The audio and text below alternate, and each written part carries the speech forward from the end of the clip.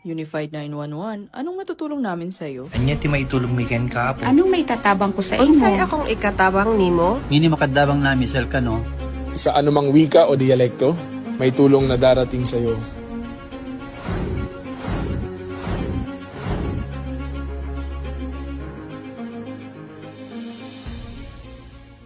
Lilingkod sa bawat Pilipino at magbibigay ng tamang impormasyon para sa tahimik at maayos na Pilipinas. Police News Network, alagad ng batas, tagapagtaguyod ng balitang pulis, sandigan ng mamamayan, patnubay ng katotohanan. La Campo Crame, maghahatid ng pinakahuling kaganapan at nagbabagang balita. Ito ang PNN Police News Network. At ngayon, ang inyong mga tagapagbalita. Magandang araw, Bagong Pilipinas. Ako ang inyong alagad ng batas, tagataguyod ng Balitang Pulis. Patrolwoman Evelyn Lumabi mula sa Regional Mobile Force Battalion ng NCRPO. Maghahatid ng tamang balita, kwento ng pulis at serbisyo para sa mamamayan. At ito ang PNP News Online. Ang pangunahing balita ng Police News Network, alagad ng batas, tagataguyod ng Balitang Pulis.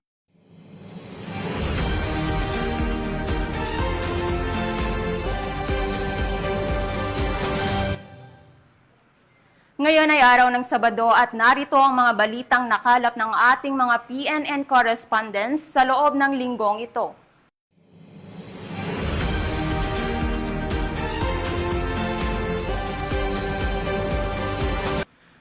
Anyos na lalaki arestado sa isinagawang joint buy-bus operation ng Zindangan Municipal Police Station at 1st Zamboanga del Norte PMFC Intelligence ng Philippine Army. Ang buong detalye ay hatid ni Patrolwoman AJ Cortez. Arestado ang isang 40 anyos na karpintero sa isinagawang joint drug buy-bust operation ng mga tauhan ng Zindangan Municipal Police Station sa pangunguna ni Police Lieutenant Colonel Jose F. Rivero III, katuwang ang 1st Zamboanga del Norte PMFC at intel personnel ng 97th IB Philippine Army nito lamang ika-28 ng Setyembre taong kasalukuyan, bandang alas 3 ng hapon sa Barangay Goleo, Zindangan, Zamboanga del Norte. Kinilala ang sospek na si alias Hampak, residente ng Barangay Mara, Zindangan. Sa operasyon, na-recover mula sa sospek ang 2 heat-sealed transparent plastic sachet na naglalaman ng hinihinalang shabu na tumitimbang ng humigit kumulang 4 na gramo at tinatay nagkakahalaga ng 27,200 pesos. Nakuha rin ang isang 1,000 piso bill na ginamit bilang mark money, isang transparent na plastic cellophane na nagsilbing lalagyan at isang bagong kaha ng sigarilyo na kulay pula na ginamit na container. Ang mga nakumpiskang ebidensya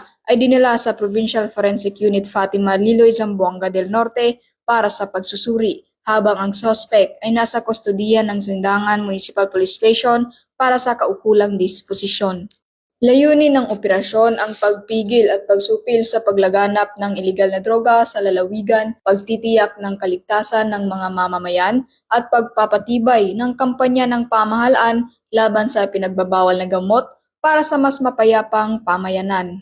Mula dito sa tanggapan ng kapulisan sa Region Siam, ako ang inyong PNN correspondent, Patrolwoman AJ Cortez, alagad ng batas, tagataguyod ng Balitang Pulis. Maraming salamat, Patrolwoman Cortez. Serbisyo publiko ang hatid ng serbisyo caravan ng 1002nd Maneuver Company sa mga residente ng Sinakaban, Misamis Occidental. Ang magandang balitang ito ay hatid ni Patrolwoman Riza Sahonia. Isang kilusan ng malasakit, isang paglalakbay ng pagbabago.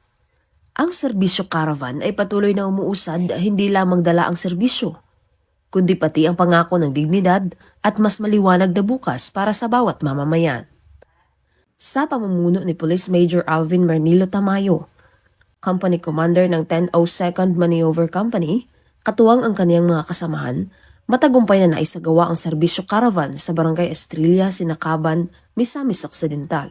Nakipagtulungan ang unit sa lokal na pamahalaan ng Sinakaban at iba't ibang ahensya ng pamahalaan upang maihatid ang mahalagang serbisyo gaya ng medical na tulong, suporta sa kabuhayan at mga programa sa kaligtasan. Namahagi rin sila ng food packs at tsinelas para sa mga residente, kasabay ng anti-terrorism dialogue na layong palakasin ang katatagan ng komunidad at ang pakikipagtulungan sa mga otoridad para sa seguridad. Ang nasabing gawain ay patunay ng nagkakaisang pamamahala na nagsusulong ng madaling pag-akses sa serbisyo at inklusibong kaunlaran para sa lahat ng barangay sa lalawigan. Mula dito sa Hilagang Mindanao, ako ang inyong Police News Network Correspondent, Patrolwoman Riza Sahonia, alagad ng batas, tagataguyod ng Balitang Pulis. Maraming salamat, Patrolwoman Sahonia. Babae arestado sa kasong estafa ng tinaguriang top 1 most wanted person ng City Special Operation Group sa mga tauhan ng PNP Davao. Patrolwoman June Mary Joy Rupin sa report. Isang babaeng kabilang sa listahan ng top 1 most wanted person ng City Special Operations Group ang naaresto sa bisa ng warrant of arrest para sa kaso ng 3 bilang ng estafa ngayong Setyembre 29 taong kasalukuyan bandang alas 12 Gs ng tanghali sa Candelaria Street, Barangay 76-A, Ecolan, Davao City. Kinilala ang suspek sa alias na Janet, 57 taong gulang, may asawa, isang laborer at residente ng Emerald Street, Lumina Estates, Purok 3, Barangay Comunal, Davao City. Katuwang sa nasabing operasyon, ang mga operatiba ng Regional Special Operations Group 11 at Police Station 15. Dagdag pa, batay sa kutusan ng korte, may inirekomendang piyansa na nagkakalaga ng kabuuang 164,000 pesos para sa pansamantalang kalayaan ng akusado. Sa kasalukuyan, ang suspek ay nasa kustudiya ng Ikulan Police Station para sa karampatang disposisyon ng kanyang kaso. Patuloy naman ang paalala ng kapulisan sa publiko na makipagtulungan sa mga otoridad sa pagbibigay ng impormasyon ukol sa mga taong may kinakarap na kasong kriminal upang mapanatili ang kaayusan at katahimikan sa lungsod. Mula dito sa Police Regional Office 11, ako ang inyong PNN correspondent, Patrolwoman June Mary Joy Rupin, alagad ng batas, tagataguyod ng Balitang Pulis. Maraming salamat, Patrolwoman Rupin. Tulak ng droga, arestadong matapos ang bypass operation ng mga tauhan ng Oton Municipal Police Station sa Oton, Iloilo. Patrolwoman Ledilyn Bansagon, ibalita mo. Sa mas pinaigting na kampanya kontra illegal na droga, isang truck driver ang naaresto sa matagumpay na anti-illegal drug buy-bust operation na isinagawa ng Station Drug Enforcement Team ng Oton Municipal Police Station na pinangunahan ni Police Captain Ali V. Estamber, hepe ng Oton MPS, bandang 1:10 ng hapon sa Purok 2 Poblasyon, San Joaquin, Iloilo, nito lamang ika-27 ng Setyembre taong kasalukuyan. Kinilala ang naaresto sa alias na Stephen, 45 taong gulang, walang asawa at residente ng Barangay Poblasyon, President Rojas, Capiz.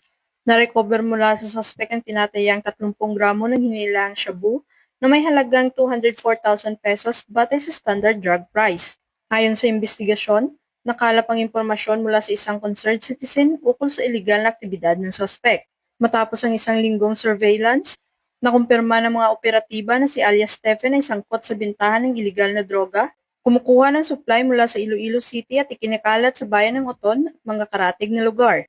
Kasalukuyang nasa kustudiya na ng Oton MPS ang suspect at haharap sa kasong paglabag sa Republic Act 9165 o ang Comprehensive Dangerous Drugs Act of 2002. Ang matagumpay na operasyon ay patunay na walang humpay ng pagsisikap ng mga kapulisan ng Iloilo upang sumpuin ang iligal na droga at tiyakin ang kaligtasan ng komunidad ng mga Ilonggo. Mula dito sa Police Regional Office 6, ako ang inyong Police News Network Correspondent, Patrolwoman Ledilyn Bansagon, alagad ng batas, tagataguyod ng Balitang Pulis. Arestado ang isang lalaki na isang top 3 municipal most wanted person na may nakabinbin na kasong rape by sexual assault sa mga tauhan ng PNP Cebu City. Patrolwoman Florome Azares sa report. Sa kulungan ng bagsak ng top 3 most wanted person provincial level na may kasong rape by sexual assault ng RA 7610. Matapos itong maaresto sa sitio Tugas, Banawag at Shepherd, Barangay Guadalupe, Cebu City, noong ika-27 ng Setyembre ng taong kasalukuyan. Kinilala ni Police Major Mark Eric C. Papong, Station Commander ng Police Station 9 Cebu City Police Office, ang suspect na si alias Mel, 35 anyos, na residente ng naturang lugar.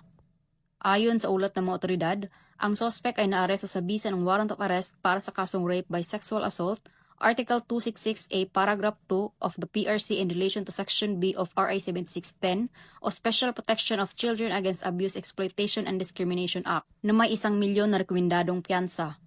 Kasalukuyang nasa kustodiya ng Guadalupe Custodial Facility ang sospek para sa dokumentasyon at tamang disposisyon. Paalala lang po sa ating mga kababayan na huwag magdalawang isip na tumawag at mag-report sa ating kapulisan kung may mga kaguluhan. Bawat tawag ay mahalaga para sa kaligtasan ng ating komunidad. Maraming salamat po. Mula dito sa Cebu City, ako ang inyong Police News Network Correspondent, Patrolwoman Flora May Azares, alagad ng batas, tagataguyod ng Balitang Pulis. Maraming salamat Patrolwoman Azares. Sa patuloy na kampanya kontra illegal na droga ng PNP, naglunsad ng Anti-Illegal Drug Awareness ang mga tauhan ng Regional Police Community Affairs and Development Unit 2 sa mga estudyante ng Reyna Mercedes Vocational and Industrial School Isabela. Ang buong detalye, hatid ni Patrolwoman Wendy Singson.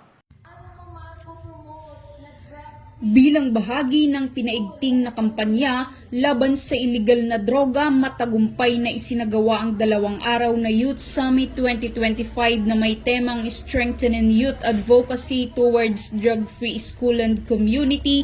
Nito lamang ika-24 hanggang ika-25 ng Setyembre ngayong taon sa Reyna Mercedes Vocational and Industrial School, Barangay Talungan, Reyna Mercedes, Isabela.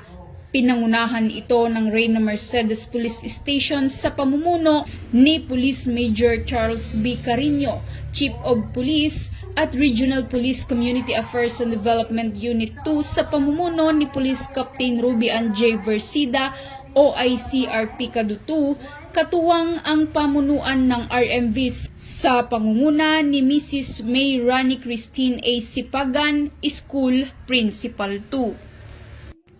Umabot naman sa 1,200 na mag-aaral mula junior at senior high school ang nakibahagi sa nasabing programa. Tinalakay ni Police Captain Jefferson M. Dalayak, Deputy Chief of Police ng Reyna Mercedes Police Station, ang issue ng gangs and youth violence kung saan binigyan diin ang kahalagahan ng mentorship, community support at personal development upang maiwasan ang kabataan sa gang-related activities. Samantala, tinalakay naman ni Patrolwoman Jerilyn Colico, Action PNCO ng RP Kadutu, ang patungkol sa Republic Act 11930 para sa mga mag-aaral mula grade 9 at grade 10 at Republic Act 9165 para sa mga mag-aaral mula grade 11 at grade 12 ng nasabing paaralan. Mahalaga po ito sa ating mga kabataan, sa ating mga youth dahil alam naman po natin na napakaraming involved na ngayon sa mga violence natin nakikita natin sa mga news, no? Kaya mahalaga po ito yung ating activity na ginagawa sa mga school para sa ganon ma-educate po yung ating mga kabataan, lalong-lalo na itong mga estudyante po. Samantala, patuloy ang PNP Isabela sa pakikipag-ugnayan sa mga paaralan upang mapalawak ang advokasya laban sa iligal na droga. Mula dito sa lalawigan ng Isabela, ako ang inyong Police News Network Correspondent, Patrolwoman Wendy Singson, alagad ng batas, tagataguyod ng Balitang Pulis. Maraming salamat Patrolwoman Singson. Walang kawala ang 2 lalaki matapos mahuli sa bypass operation at nasabat ang droga at baril sa isinagawang bypass operation ng PNP Batangas. Ang balitang ito ay hatid ni Patrolwoman Mary May Sarturio. Hindi na nakapalagpa ang 2 suspect matapos ang isinagawang buy-bust operation ng mga tauhan ng Santo Tomas Component City Police Station. Kinilala ang mga suspect na sina alias Louie at alias Red, kapwa mga residente ng Puro 4, Barangay San Cristobal, Calamba City, Laguna. Nakumpiska mula sa mga suspect ang 6 na heat-sealed transparent plastic sachet na naglalaman ng hinihinalang shabu na may bigat na 1.4 gramo, isang caliber 9mm pistol, 2 magazines, 9 na live ammunition, isang 1,000 peso bill bilang buy-bust money, 3 cellphone at isang motorsiklo. Kasalukuyang nasa custody ng Santo Tomas Component City Police Station ang mga arestadong akusado para sa dokumentasyon at tamang disposisyon. Ang kanilang pagkakaaresto ay patunay ng dedikasyon ng ating mga kapulisan sa pagpapanatili ng kapayapaan at seguridad sa komunidad. Mula rito sa Calabarzon, ako ang Police News Network Correspondent, Patrolwoman Mary May Sartorio. Alagad na batas, tagataguyod ng balitang pulis. Maraming salamat, Patrolwoman Sartorio. Ilang personnel mula sa Police Regional Office 1 kinilala ang kagalingan at kahusayan sa ginanap na 59th year anniversary celebration ng NAPOLCOM Regional Office 1. Ang buong detalye ay mula kay Police Staff Sergeant John Del Supremo.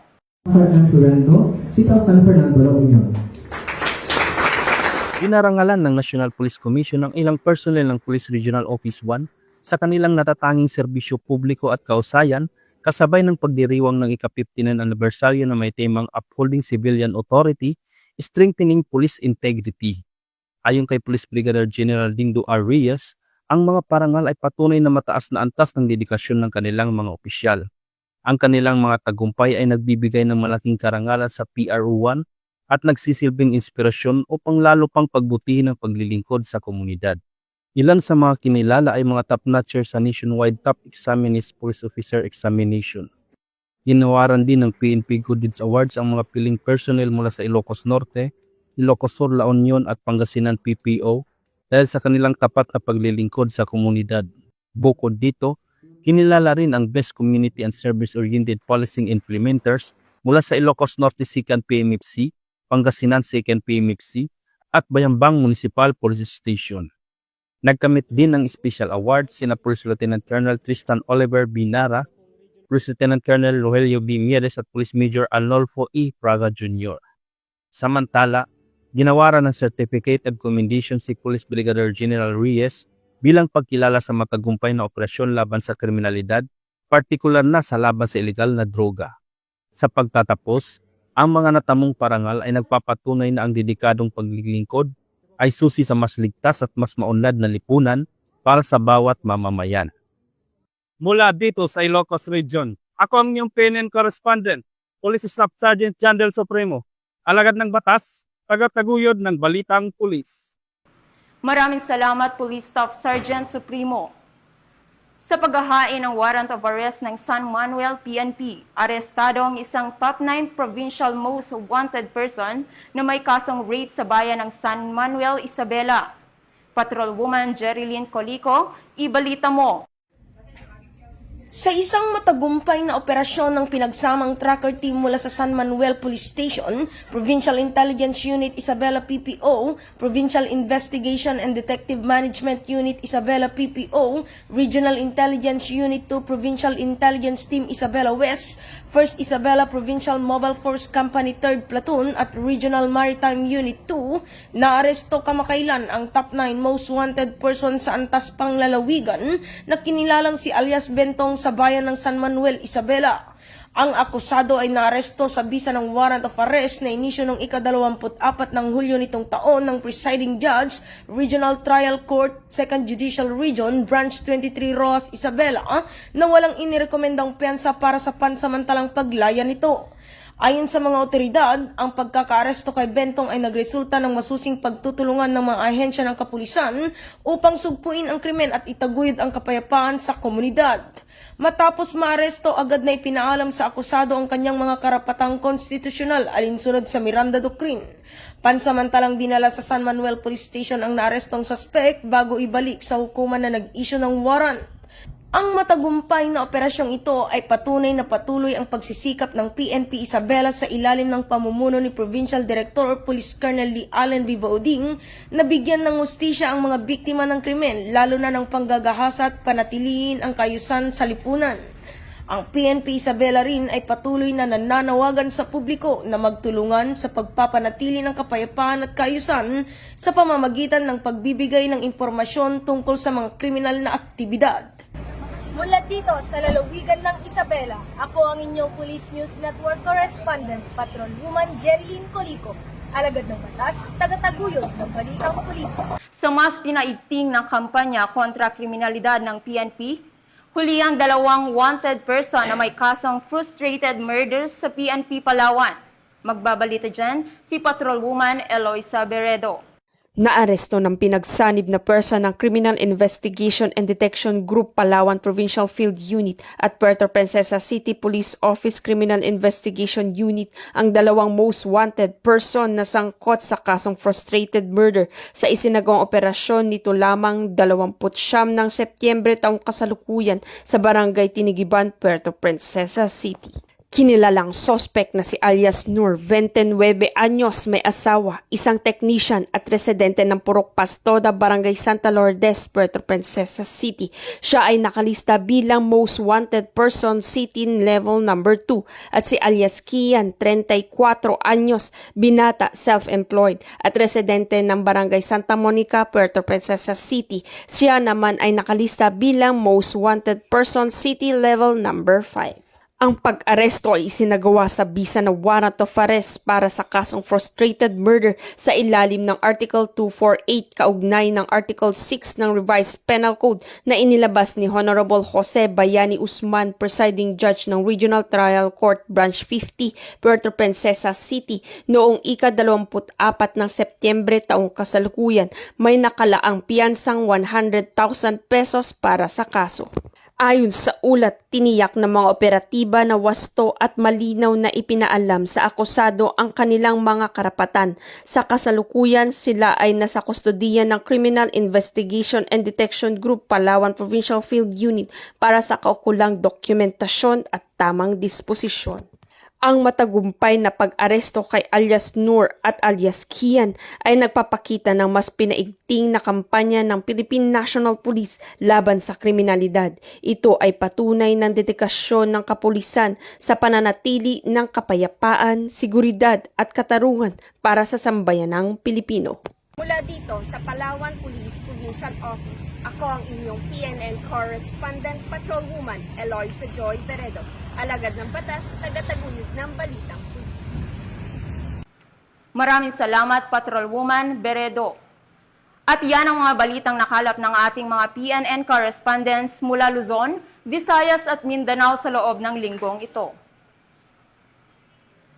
Sa ngalan ng pamunuan ng Philippine National Police sa pangunguna ni Acting Chief PNP Police Lieutenant General Jose Melencio Nartates Jr. at sa pamumuno ni President Ferdinand Marcos Jr., kami ay maglilingkod sa bawat Pilipino at magbibigay ng tama at balanseng balita dahil dito sa bagong Pilipinas, ang gusto ng pulis, ligtas ka. Mula rito sa tanggapan ng tagapag-ugnay ng Pambansang Pulisya, ako ang inyong alagad ng batas, tagataguyod ng Balitang Pulis. Patrolwoman Evelyn Lumabi mula sa Regional Mobile Force Battalion ng NCRPO. Maghahatid ng tamang balita, kwento ng pulis at serbisyo para sa mamamayan. At ito ang PNP News Online, ang pangunahing balita ng Police News Network.